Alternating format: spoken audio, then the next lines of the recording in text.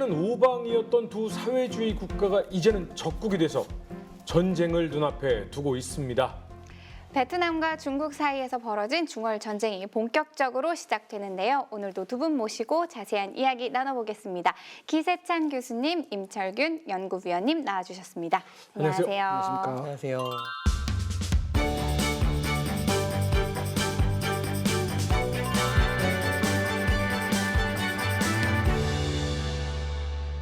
자, 이제 양측이 맞붙으면서 본격적인 전쟁이 시작이 됩니다. 네. 중월 전쟁은 통상 3단계로 구분이 됩니다. 제1단계는 2월 17일부터 26일까지 교두보를 확보하는 단계고요. 제2단계는 2월 27일부터 3월 5일까지 결정적 전투를 하는 단계입니다. 마지막 3단계는 3월 6일부터 16일까지로 구분을 할 수 있습니다. 보통 이제 낭선 쪽은 열대 몬순 지역입니다. 그 당시 이제 전투가 일어났던 2월과 3월 날씨를 보면 우리나라 한 가을에서 초겨울 정도 날씨. 그러니까 크게 전투하기는 무리가 없는 것이죠. 아이러니하게도 2월에 중국이 공격한 게 전투하기 딱 좋은 날씨이기 때문이군요. 네, 그렇습니다. 네. 1979년 2월 16일 야간에 드디어 중국군 특수작전부대들이 베트남 국경 경비대 사이 진지로 침투하기 시작합니다. 새벽에 대대적인 공격 준비 사격을 실시를 합니다. 화력 습격이라고 하거든요. 화인하고 화교들을 간접 행위로 의심을 했다고 했잖아요. 이 화인하고 화교들이 국경지대 넘어가면서 네. 중국군들한테 베트남군의 진지 위치를 가르쳐주고 가요. 그래서 제1파 화력 습격에 대부분의 베트남 국경경비대 진지하고 유계호, 공용화기 진지가 깨져 나갑니다. 그러면서 이제 중국군 선봉 7만 5천 그리고 후속해서 17개 사단 22만 5천이 공격을 가해서 5개 성, 13개 지역에 대공세를 가해옵니다. 먼저 서부 지역부터 말씀드리면은 윈남부터 라오까이로 이어지는 축선상에 보시면 홍강이라는 강이 하나 흐르고 있어요. 네. 그래서 저 강에 대한 도하 작전 준비를 미리 마친 상태에서 전진 과정에서 도하를 실시하면서 공격을 해옵니다. 그래서 국경경비대들은 이 화력 습격과 중국군이 밀려오니까 진지를 버리고 이제 10km 후방으로 퇴각해서 새로운 진지를 점령을 합니다. 네. 지난 시간에 말씀드렸잖아요. 적진전류 부대 남기고 간다고. 이 사람들이 이제 습격을 하기 시작하는 거예요. 그래서 중국군의 진격 속도가 점점점 더뎌지기 시작합니다. 동부 축선에서 중국군의 공세 상황을 말씀드리면 동부 축선에서는 제55 집단군이 밀고 내려왔는데 이때쯤 되면 베트남군 정규군 보병사단 3사단이라는 사단이 있다고 말씀드렸잖아요. 이 사단 이하에 12보병 연대가 있었는데 이 12보병 연대가 랑선 방어를 위해서 더 위쪽으로 전진을 해서 동당시에다가 방어 진지를 구축을 합니다. 포병을 보유한 방어 작전 준비를 실시를 합니다. 근데 이 진지를 대상으로 중국군 제163사단이 일제히 공격을 해왔는데 격퇴당했어요. 역시나 정규군 부대가 수비하고 있는 동부전선은 방어 라인이 강하군요. 중국군을 409, 611, 675 고지로 밀어냈어요. 그 상황에서 이제 55 집단군이 더 전력을 보강을 해서 밀어붙이니까 2월 22일, 27일 기해서 탐무 요새가 결국은 중국군 163사단에 함락이 됩니다. 그리고 23일까지 동당 방어선 전체가 함락이 되면서 베트남 제3보병사단 12연대는 800명가량의 사상자를 내고 동당 방어선에서 퇴각을 합니다. 그런데 여기서 우리가 생각해 봐야 돼요. 일개 연대가 방어하고 있는 방어선에 국경 지역에 정말 조그마한 도시 하나 공격하는데 지금 함락하는데 6일 걸렸어요. 서부 전선도 별반 다를 거 없는 상황이 펼쳐졌어요. 저 홍강 차안 지역에 배치되어 있던 베트남군의 방어선에 걸려가지고 무려 18개 연대가 격퇴를 당해요. 작전으로 바꿔서 결국은 2월 19일 정도 돼서야 국경에 완전히 붙어있는 라오까이시 하나를 함락하는 데 성공을 합니다. 지금 이 느낌은 분명 중국군이 점령하면서 밀고 들어오는 건 맞습니다만 군단급으로 연대병력, 대대병력과 싸우면서 들어온다. 베트남이 세운 전술 전략, 축차 방어하면서 소멸시키면서 뒤로 빠진다. 이게 차근차근 맞아떨어지고 있다는 느낌이네요. 맞습니다. 중국군은 베트남이 받아야 할 만큼의 공격을 가한 후에 즉각 철군할 것이라고 선포를 합니다. 일방적으로. 베트남 당국은 조속히 국경 분쟁 방지를 위해서 협의할 것을 제안을 합니다. 그러니까 자기들은 어쩔 수 없이 우리는 반격차원에서 했고 국경 문제이기 때문에 베트남 와서 협약을 해라. 그런데 이제 상황이 좀 바뀐 게 2월 17일 날 10km 정도 베트남 영토로 진격에 들어갔다고 했잖아요. 네. 그래서 소련이 생각보다 상당히 진격이 빨랐다고 생각을 했던 것 같아요. 첫날. 그래서 첫날 이런 상황이 발생하자 이거 베트남 정권이 무너지면 안 되잖아요. 그래서 소련군에게 즉시 전투 1호 태세를 발령해요. 비상사태를 발령한 거죠. 스플레트 군도 그쪽에 이제 기동 함대를 출동시키고요. 더 추가적으로 출동을 시키고, 그다음에 중국에게 경고를 합니다. 너무 늦기 전에 베트남에 대한 오만한 공격을 중지하라고 경고를 했습니다. 근데 전체적으로 보면 소련도 이렇게 계속 표시를 하고 있지만 실제적으로 군사력을 베트남에 투입한 건 아니잖아요. 그래서 약간 온건 정책을 폈다고 볼 수 있고, 또 당시 이제 미국과 소련은 전략 핵무기 감축 협정을 2차 진행하고 있었거든요. 이제 진행하려고 하는데 오히려 소련이 미국 측에 이런 핵무기 감축을 해서 정상회담을 하자. 그러니까 이런 상황에서 이제 미국이 반대하는데 군사 개입을 할 수는 없는 거죠. 예. 근데 미국은 이제 좀 관망하다가 소련이 이제 기동 함대를 이제 남중국해 동중국해에 파견한 거잖아요. 미군도 가만히 있을 수는 없죠. 그래서 항모 2개 항모 전달을 하나는 필리핀, 하나는 일본으로 추가 파병을 했습니다. 그래 24시간 동안 이제 대기하고 정찰할 수 있도록 조치를 취했습니다. 자, 소도시 하나에 6일이 걸렸고요. 3,000명이 넘는 사상자를 내고 있는 중국입니다. 이거 무언가 잘못되고 있는데라고 이 현장 지휘관들은 느낄 것 같다라는 생각이 좀 듭니다. 네. 거기다 베트남군의 소부대를 무시할 수가 없잖아요. 또 이 격파했다고 끝나는 게 아니니까. 이 적진 전력 부대들이 사방에서 습격해 옵니다. 중국군은 저 엄청난 산악지대에서 산에서도 갈림길이 얼마나 많겠어요. 자기들은 길을 잘 모르는데 답도 안 나오는 상황이 계속되니까 점령해봐야 저걸 유지하는데 엄청난 노력이 기울어지고 있는 거예요. 전방 부대들이 온몸으로 수십 배가 넘는 적군을 저지하고 있는 동안에 수도 방어선을 새롭게 설치를 했어요. 그러니까 목표치는 달성했지만 꽤나 많은 피를 흘려야 했다. 이 정도가 되네요. 그럼 2단계는 어떻게 시작이 될까요? 네, 2단계는 2월 27일부터 3월 5일까지 일주일간 진행이 됩니다. 근데 이 전투의 중심은 랑선시 공방 전투입니다. 소련과 베트남 쪽 사를 보면 소련은 이제 11척으로 구성 전투 함대를 베트남 연안으로 보냈습니다. 소련이요? 네, 그렇습니다. 오. 네, 시위라고 좀 봐야 되겠죠. 네. 네, 중국한테 이제 빨리 철수하라 이런 것을 보여주기 위한 것이고, 그다음에 이제 군사 고문단도 하노이에 파견을 했습니다. 어허. 이제는 전투 병력은 아닙니다. 네네. 네, 군사 고문단 정도고, 이제 군사 고문단에 가면 이제 소련에서 지원해주는 또 군수 물자를 어떻게 봐 이런 것들을 아마 네. 협의를 하겠죠. 그리고 중국에게는 즉각적으로 철수해라 계속 이제 압박을 가하고 있는 상황이었고, 전투가 길어지면서 베트남도 이제 전방 전투가 급해지기 때문에 후방에 있는 부대들을 이제 전방으로 좀 일부 보내고요. 특히 하노이 수도 방어가 중요하기 때문에 그쪽 평야지대에 이제 대규모 기갑 부대를 집결시키고 있는 상황이었습니다. 주요 전투가 벌어진 랑선을 한번 지도를 좀 설명을 드리면요. 랑선은 국경지대로부터 약 16km, 그러니까 중국군이 한 16km 진출했다고 보시면 되겠습니다. 그리고 수도 하노이로부터는 137km가 떨어져 있는데 이것은 자동차로 3시간 거리밖에 안 됩니다. 그리고 랑선의 지형적 특징은 북부 지역은 굉장히 산악 지역입니다. 산악 지역으로 되어 있고, 대신 랑선을 지나서 남쪽으로 내려오면 평야지대가 됩니다. 그래서 랑선은 아주 북부와 남부를 잇는 전략적 요충지라고 볼 수 있죠.